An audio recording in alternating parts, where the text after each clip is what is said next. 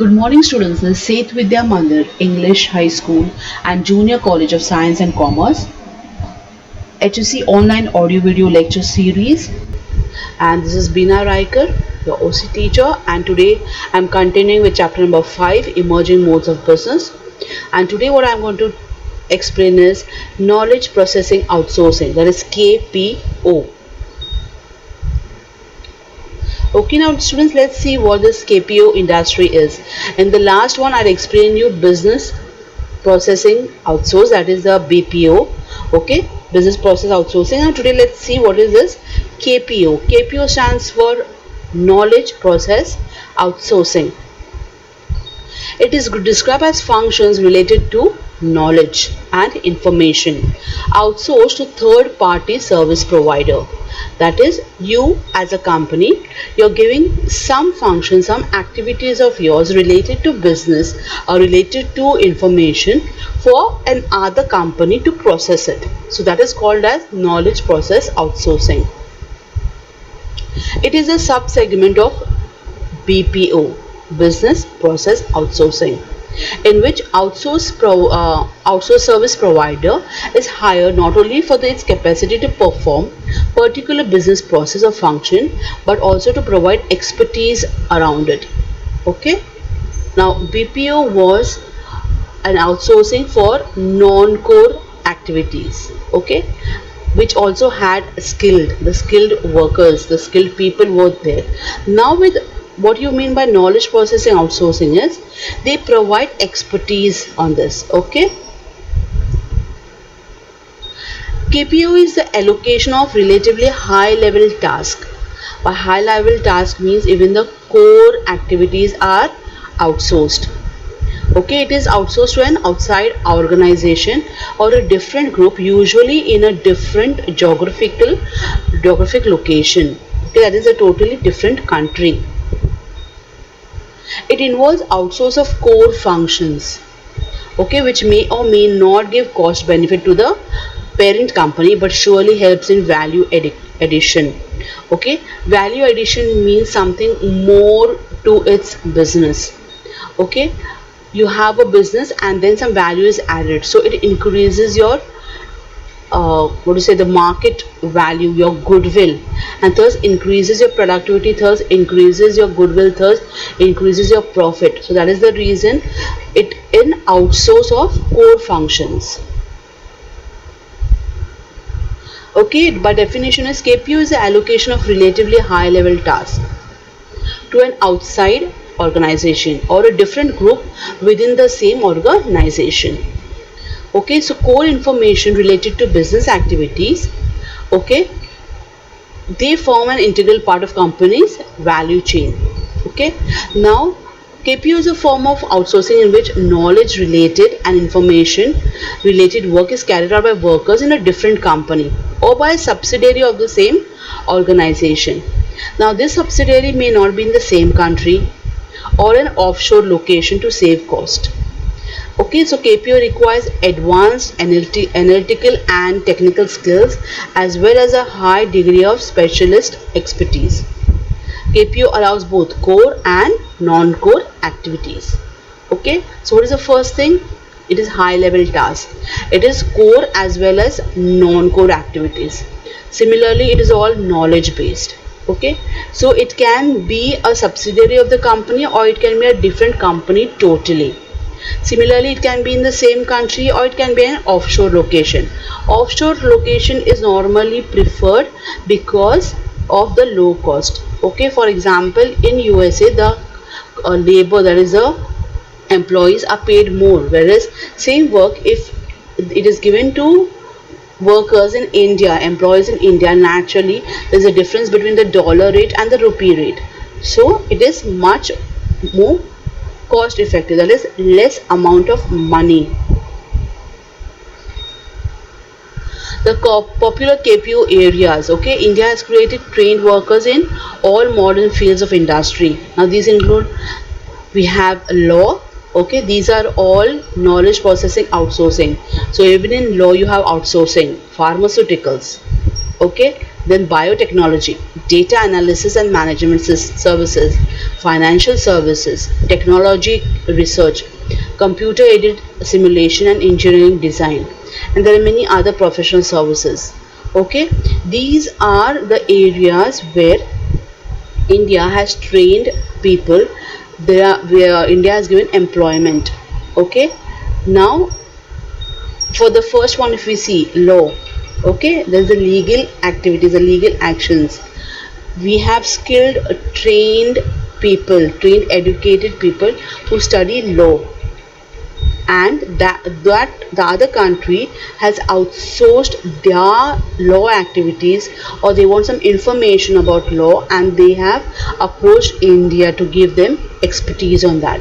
That is the reason we have, it includes law, it includes pharmaceuticals, pharmaceutical companies, that is Indian companies manufacture medicines for some other company in other country. Okay, biotechnology, that is Indian countries which are good at biotech. Okay, they do research work for some other company from some other country. This is how it is done. Now areas are which are associated. First is your search engines, that is optimizations. Okay, second is your legal services. What started was transcription work in India. Transcription means you're transferring data. Okay, that is you have to hear it and you have to write it.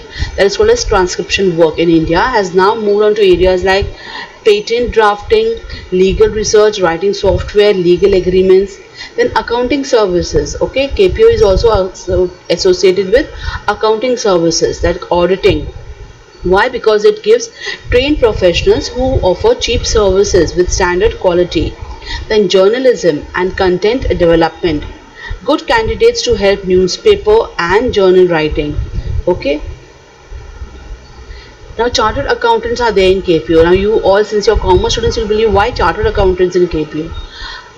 Chartered accountants have a distinct advantage over professionals who are educated in other areas. Candidates could be skilled with computers, and they should also display a high level of conceptualization. In addition, they must be skilled at speaking in English language, and professional degree is also required. And it is a proven fact that Indian chartered accountant possesses all these qualities. They have a natural flair for mathematics, research, and ability to perform deep research audit manually. Okay, so since we know how to do bookkeeping, accountancy manually, what happens is there is a great scope for chartered accountants in KPO. Types of KPO services, okay, provided by CAs is business and technical analysis, legal services, then filing various forms, preparing accounting manuals, then business cycles, then the keeping the record and verifying it, taxation, credit appraisal, market research, then evaluation of supply chain, writing and content development, intellectual property research, data analytic, then analysis of management information system, network management, training and consultancy, research and development. All these are the KPO services.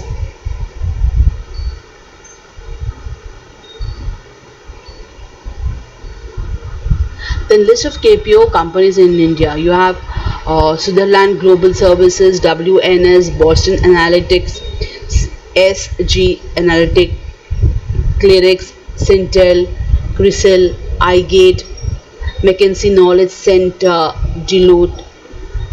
Okay, now let's see what are the advantages. Cost effectiveness. The company does not have to set up any infrastructure.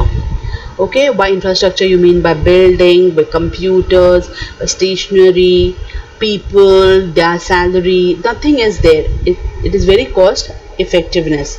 That is the reason big companies outsource their information. Okay, they get effective expertise services at a fraction of the cost. Then access to best talent. Okay, KPO provides a company with the best, most knowledgeable and skilled professional available. and especially when KPOs are in a developing country, what happens is the cost of such talent is very low. Why? Because they are paid low. It is according to the Indian standard, or it is according to the Philippine standard. But suppose according to US standard, it is very low, because there the employees are paid according to dollars, and here the employees are paid according to rupees. So that makes a lot of difference, and in low cost they get the best and the most knowledgeable and skilled professionals. And basic, the third advantage is focus. Okay, that is KPO handles the peripheral functions, and so the company can do better in its core functions. Okay, as I said, outsources are mainly done when you have non-core functions. So what happens is the company itself, the parent company, can itself function, focus on its core functions rather than on its non-core functions, and better utilization of resources. Okay, its resources are saved, so it can function more. Okay, so see the advantages. It is cost effectiveness, it can access to best talent, focus on its core functions, and better utilization of resources. Okay, it can use these resources in some other place in better activity. These are your advantages. Coming to disadvantages, lack of confidentiality. See, when you give your information to some other country, so and another company, so naturally what will happen, you don't know the employees, you don't know how they are working, so the information that you're providing of your is been leaked. It can leak, an employee can go and tell some other person. So lack of confidentiality is the first disadvantage. There's as I said, there's a risk of leaking sensitive data and private financial information about your company. Then it is very time consuming, because it cannot provide a quite fixed price seeking immediate results. There's a lack of communication, okay, between partners due to legal your legal laws, then the language and the cultural barriers. Okay, there are so many languages around the world, so what happens is you should have employees who speak in that language. Similarly, time consuming, the time frame is quite different. Cultural barriers, okay, now in Indian culture is very different than the US culture, so even this leads to complications. And there's a possibility of hidden cost which cannot be seen, which is not being able to see directly. Okay, so these are your disadvantages. Then that what I said, it was your language barriers, your time consuming, your cultural barriers. All this happens because there are two different countries involved. Okay, and this happens because communication is less and the communication loses its touch.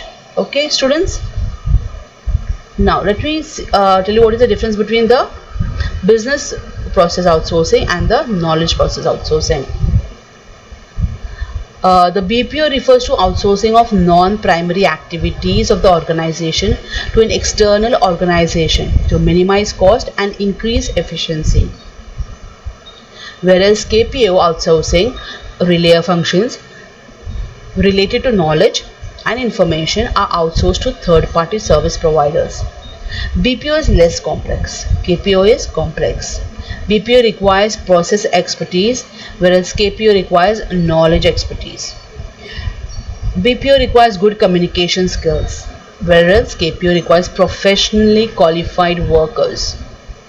Okay, BPO focuses on low level processing, KPO focuses on high level processing, because one is for the production, manufacturing, okay, the non-core, whereas the other is related to knowledge and expertise. So that's the reason we have two, there's a BPO and the KPO. I hope you have understood this. Okay, so thank you, students.